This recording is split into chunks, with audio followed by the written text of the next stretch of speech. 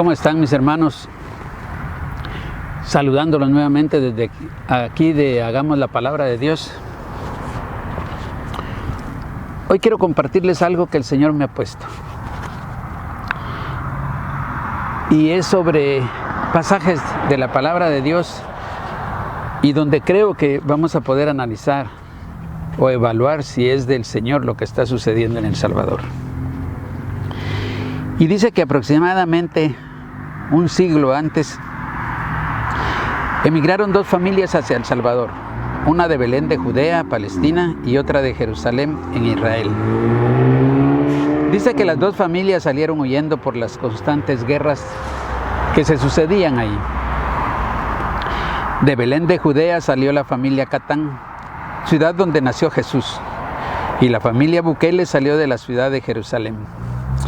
Estas familias emigraron así hace aproximadamente un siglo, y en la familia Catán viajaba una niña, y en la familia Bukele viajaba un niño. No se conocían ninguna de las dos familias a pesar de tan corta la distancia de Belén de Judea a Jerusalén. Pero definitivamente en la mano del Señor estaba ahí. Y dice que permitió que estos dos niños se conocieran en San Salvador y formaran una familia. Y de la segunda generación de esta familia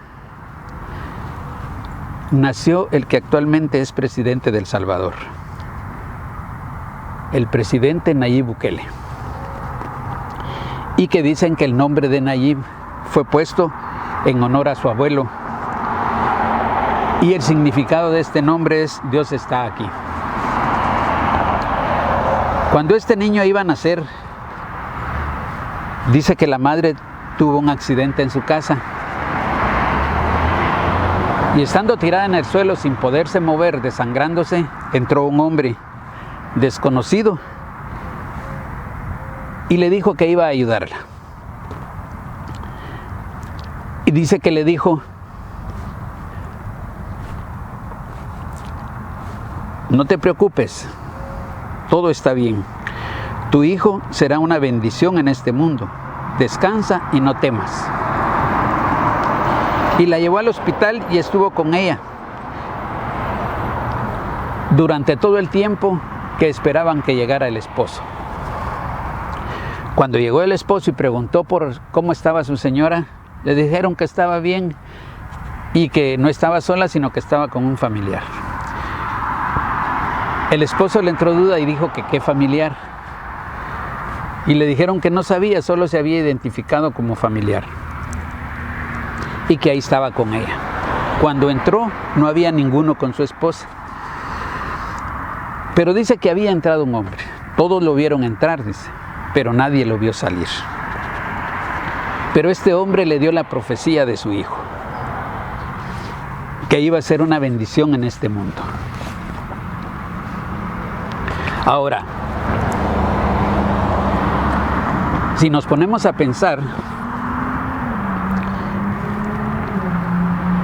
los padres, los abuelos de Nayib Bukele, la madre, la abuela salió de Belén de Judea, la tierra donde nació Jesús.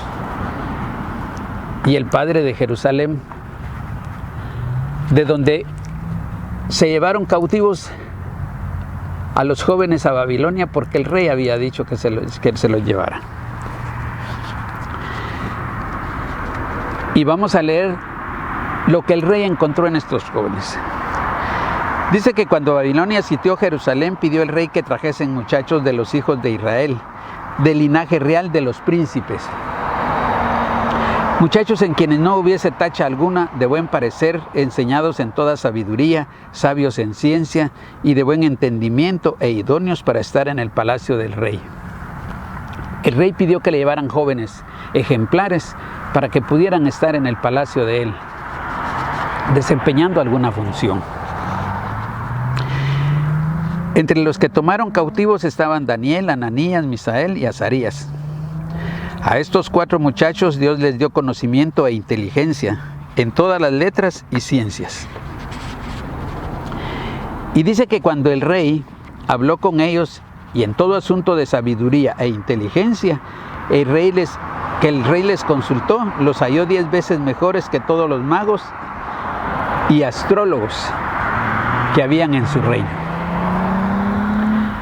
Llevaron muchachos inteligentes, muchachos con una capacidad que no se podría comparar con ningún sabio ni con ninguna persona inteligente, porque definitivamente dice que Dios les dio sabiduría e inteligencia, los llenó de sabiduría e inteligencia, y eso era lo que quería el rey. Dice que Daniel tuvo entendimiento en toda visión y todo sueño. Y como podemos ver, cuando el rey Nabucodonosor tuvo un sueño y se le olvidó, y ningún mago y astrólogo de su reino se lo pudo decir o pudo adivinar cómo había sido el sueño, entonces Daniel fue y habló con el rey, porque la orden del rey era que matara a todos los astrólogos y magos. Entonces fue Daniel a hablar con el rey y le dijo que le diera un tiempo, que él le iba a decir el sueño y le iba a decir qué era lo que significaba. Y se fue con sus amigos.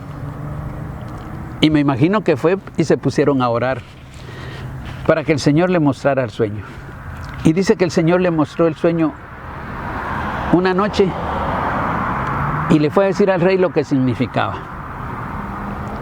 Entonces el rey les perdonó la vida a todos los magos y astrólogos del reino de Babilonia. También, cuando Daniel no cumplió el edicto que el rey había firmado de que tenía que pedir consejo a los dioses de Babilonia o al rey, y él dijo que no, o simplemente siguió orando pidiéndole a Dios que lo guardara, los sátrapas, los gobernadores y todos los funcionarios del rey llegaron y le llevaron la queja al rey. Y entonces el castigo era echarlo al foso de los leones. Y como Daniel no había cumplido la orden, lo echaron al foso de los leones. Al rey le dolió mucho, porque ya tenía conocimiento de quién era Daniel, lo miraba como un hombre especial. Y dice que al día siguiente, después de pasar Daniel la noche en el foso de los leones, llegó el rey afligido, pensando en que algo le había pasado a Daniel. Y gritó tímidamente en el foso de los leones, gritó a Daniel si ahí estaba. Y Daniel le contestó que sí, ahí estaba, y que el Dios de Daniel le había cerrado la boca a los leones y por lo tanto no le había pasado nada. Y eso es lo que podemos ver de los cautivos de Jerusalén. De ahí,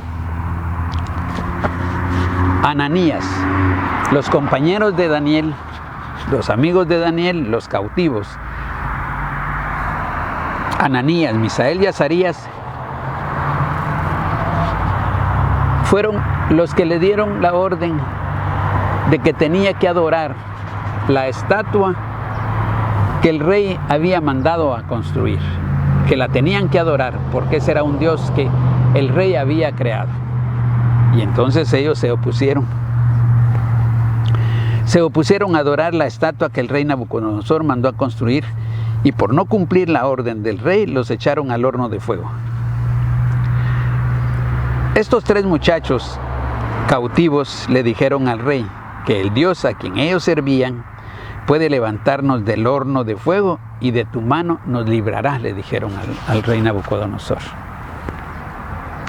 Y no cumplieron la orden.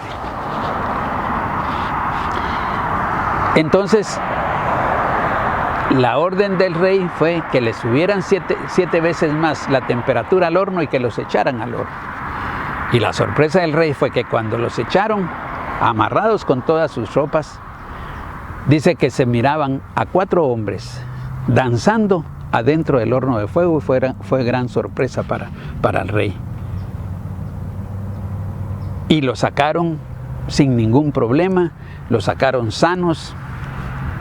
¿Y quién fue el que hizo eso? El Señor, porque el Señor guarda a sus hijos. Y el Señor estaba con los de Jerusalén. Y también tenemos el caso de Nehemías. Nehemías no dice la palabra de Dios si fue cautivo, pero por estar fuera de Jerusalén ha de haber sido. Pero él trabajaba de copero con el rey Artajerjes, el rey de Persia. Y dice que llegó su hermano y le contó la situación, le preguntó por sus hermanos de Jerusalén y él les contó, el hermano le contó la situación que vivía. Y le dijo que por el problema de los muros que estaban caídos, pues tenían muchos problemas los habitantes de Jerusalén, los judíos.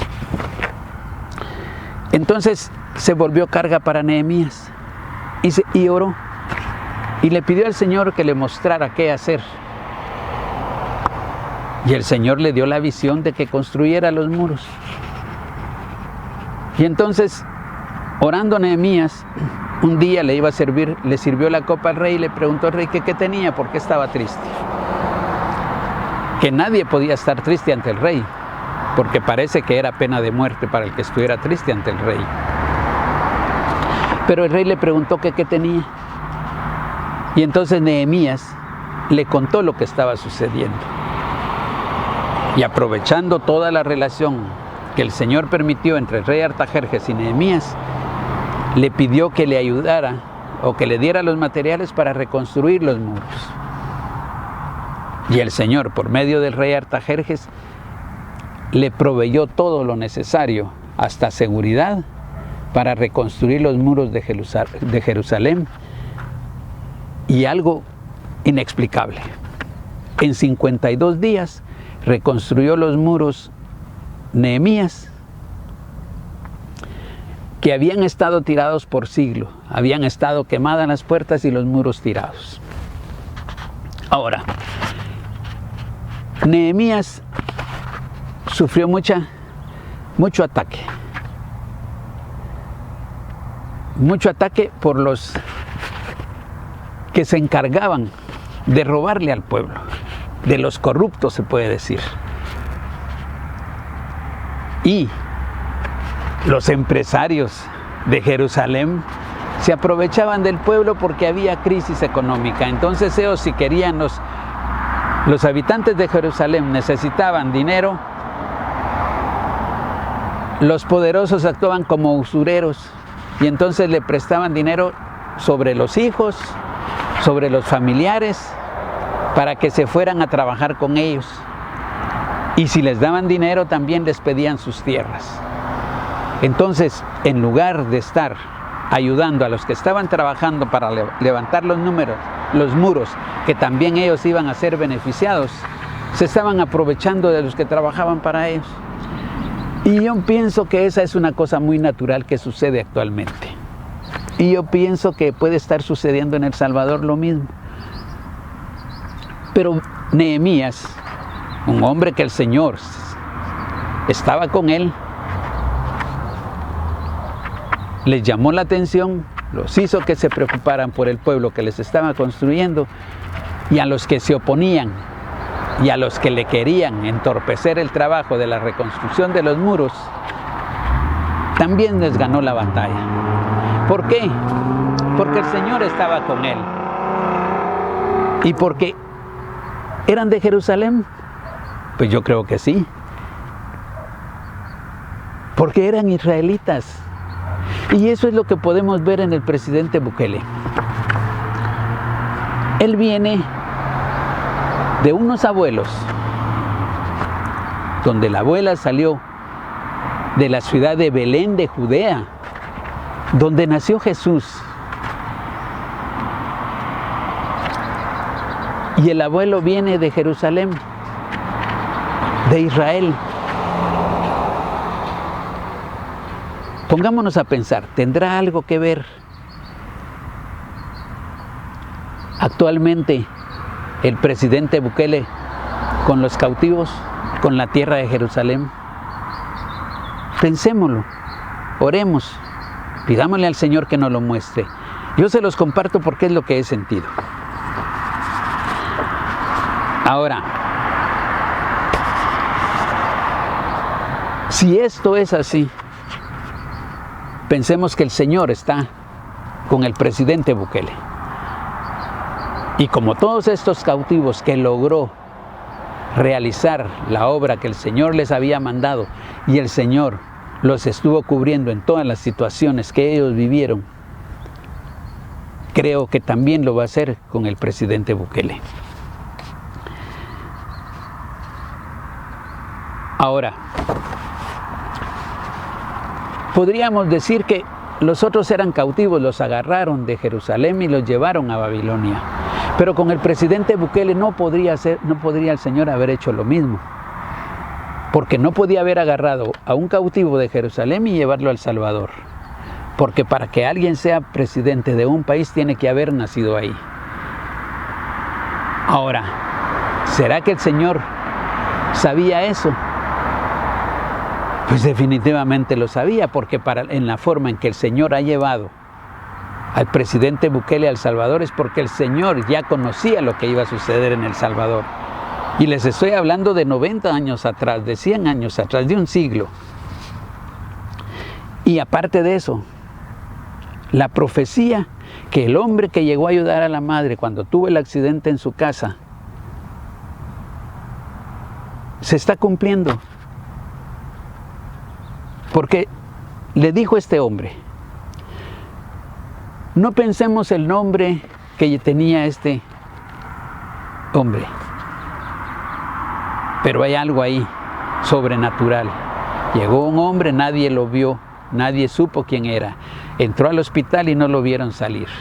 Pero le dijo esto a la mamá, no te preocupes, todo está bien. Tu hijo será una bendición en este mundo. Descansa y no temas. ¿Creen ustedes que al presidente Bukele lo conozcan en el mundo? ¿Hayan oído hablar de él? ¿Está ayudando a los necesitados? ¿Está ayudando a los pobres como lo hizo Nehemías en Jerusalén? ¿Tiene algo El Salvador en este momento de admirar? Hay un fruto del Espíritu Santo que tenemos que tomar en cuenta, y es la templanza. Y la templanza es tener el carácter de hacer lo que el Señor manda, de hablar con autoridad, porque el Señor se la ha dado. Y pensemos, el presidente Bukele será superior con sabiduría e inteligencia 10 veces más de la gente que lo está rodeando, de la gente que le está atacando. Oremos para que el Señor nos lo muestre, y oremos por el presidente Bukele para que el Señor siga haciendo la obra en él, y oremos por El Salvador. Mis hermanos,